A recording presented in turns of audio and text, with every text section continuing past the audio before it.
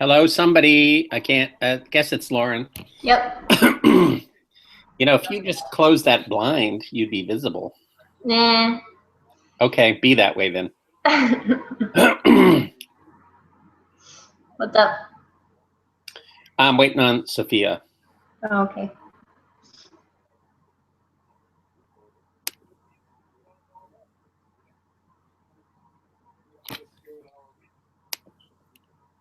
Oh, that's not working.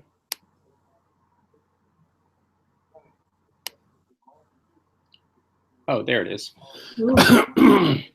I thought I deleted my browser window.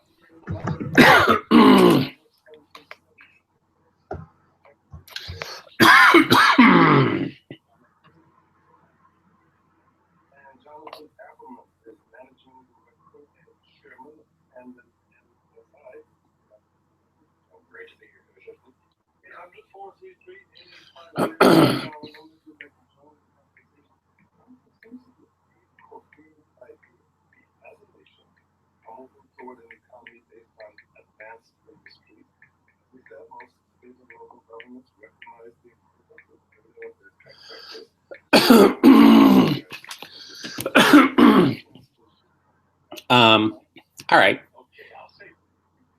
Sophia thought we were doing this by phone, so it's just you and me.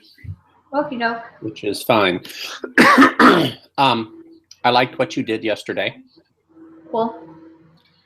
I think it's now time to start rewriting things. So, did you do the introductory piece?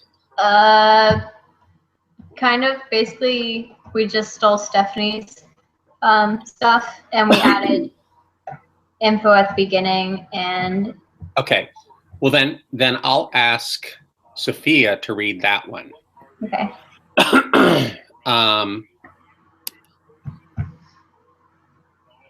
So which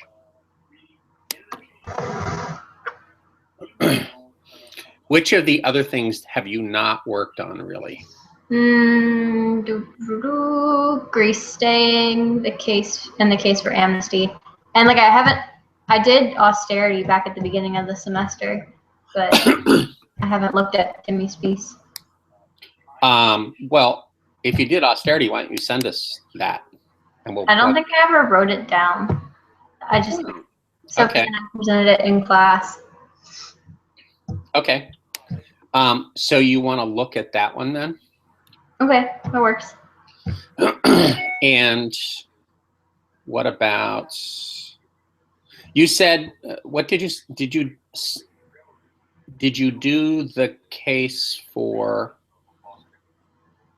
Greece austerity? Greece staying. Have you looked at the case for Greece austerity? For Greek austerity? No, that's the one. Like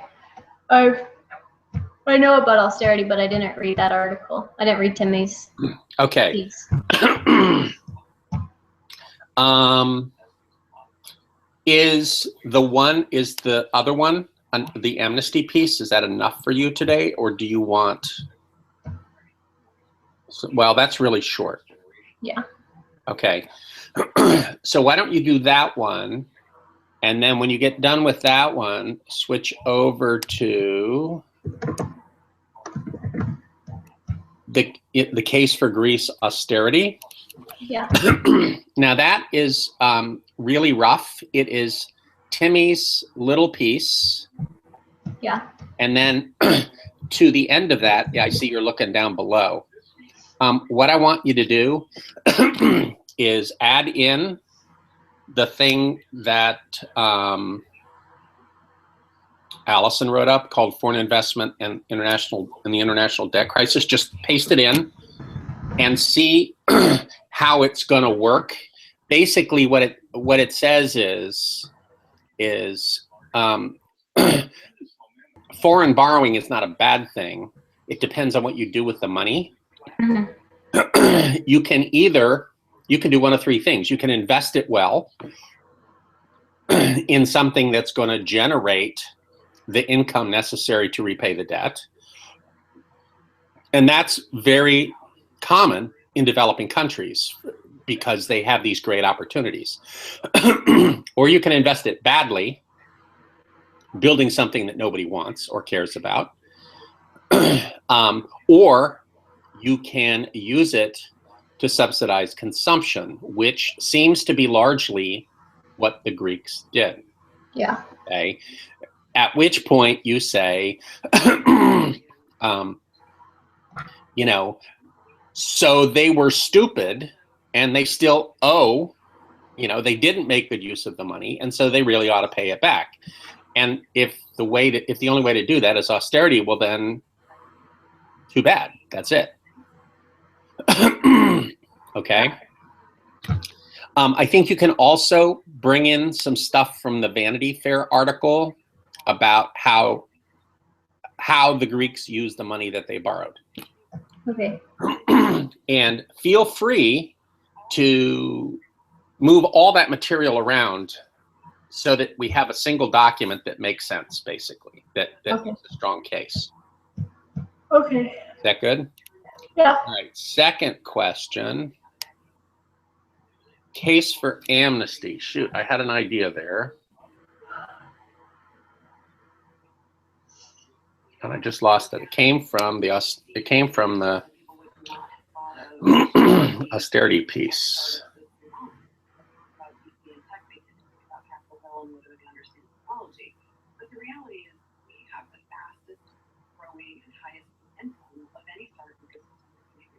Okay, I don't remember what it was, but write some notes down, please.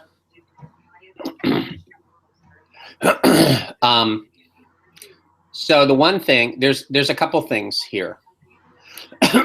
One is the piece that I added at the bottom. Make the argument that bad loans aren't merely the responsibility of the borrowers, Yeah. but in some cases the lenders. Who in their right mind would have ever imagined that the Greeks would be as safe as the Germans, especially in light of the no bailout clause of the Maastricht Treaty? Yeah. Okay, that's something that we need to talk about explicitly. It's written into their constitution, basically. It says countries are responsible for their own public debts. Okay, so they, you know, there ought to be some cost to the lenders too. Wow, you even spelled it right. I'm impressed.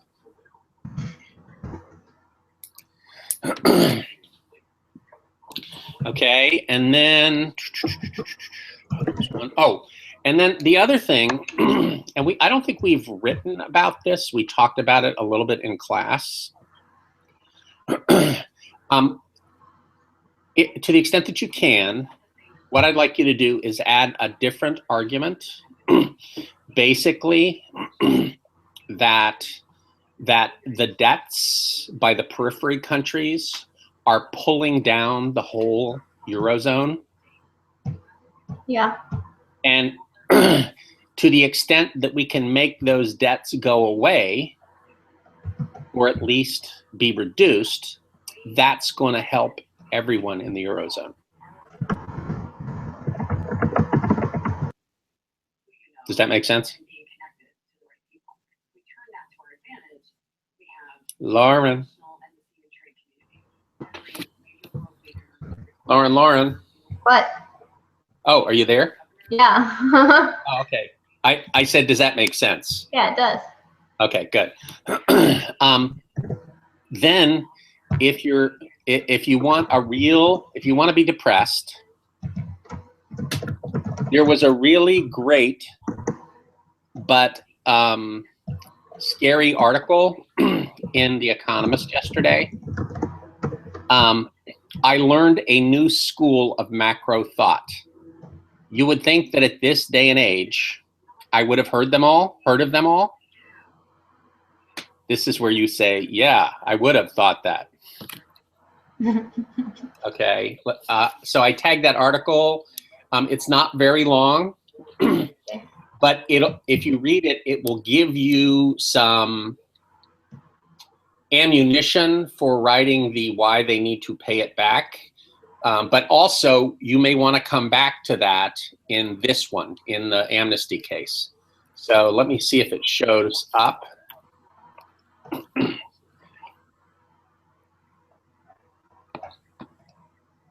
Oh, yeah, it's the very first one on our website. It's called Germany and Economics of Rules and Order.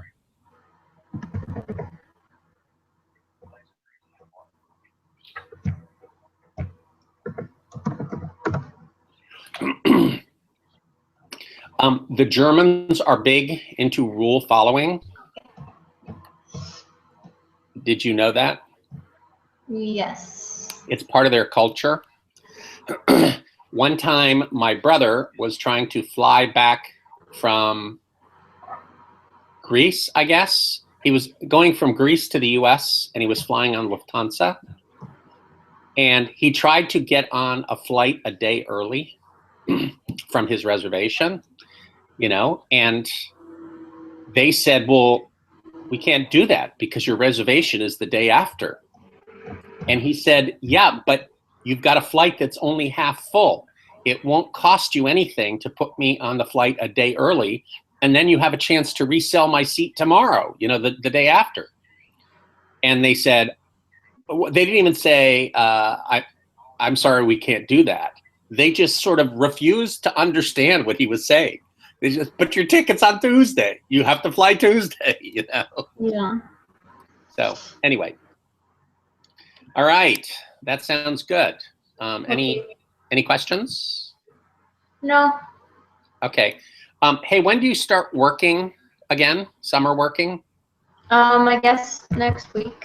Okay. I mean, this is fine. I just thought that if I was going to come in, I might as well, and I am next week. I might as well come in when you're going to be around. Mm-hmm. So, okay. Oh, I got, I got an email that destroyed me this morning. Okay. It was about a conference that I'd submitted a paper proposal to, and the guy running the conference said, oh, the fix is in. You're definitely in. And I said, great. And so today I got this form letter that said, thank you very much. You've been rejected. So I felt really bummed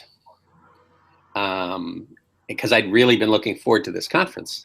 So I wrote an email to the guy, and I said, you know, of course I'm disappointed, but really I'm surprised because I thought you said the fix was in. And he wrote me back a very apologetic email and said, oops, I wrote a program to send out rejection letters to everyone who wasn't explicitly accepted. And I thought I had captured all the special people like you, and apparently I didn't. So you are definitely in. And I'm sorry for that letter. Just like, awesome. That's what I wanted to hear. Yeah. So, all right. Well, Okay.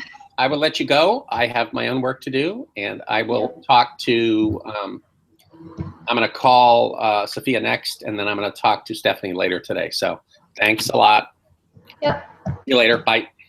Oh, Bye. and for the next 2 days, I'm going to be out of town at a conference. So you won't. Okay. Sounds good. Bye. Yep.